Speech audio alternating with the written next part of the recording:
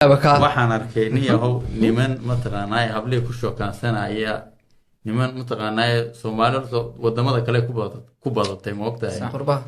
niman intay u soo tahriibeen Sacuudiga maaragtay marka dambana la tarxiilo afar Carabiya kala taga dadana hablii saas ku shookaansanaya ayaan arkay ma ogtahay qurbaawiyihiin deme kayf xaal bay iska waranayaan ma ogtahay xaalkiina tuma garaysay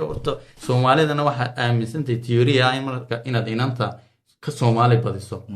say wax walba oo ka isaga dhaado ma ogtahay waxay ku xidhayaan ma ogtahay hadii kala su'aal bay inantu keenaysaa ama jawaab bay ka bixinaysaa wuxuu jeedinaa haa yaro Carabi ugu dhex darayaan ma haa inanta erigaasi ku mashquulaysa toon marka wada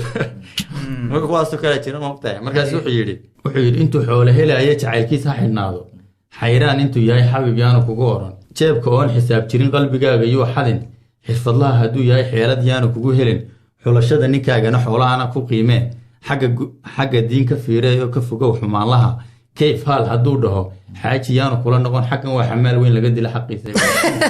بروا ونيك واحد اوفر يبن الا حاجي ولا مودي مو حاجي حمال با وقال كيف حال هدوده حاجي يانو كلنا نقول حكم وحمال وين لقد له حقي عجيب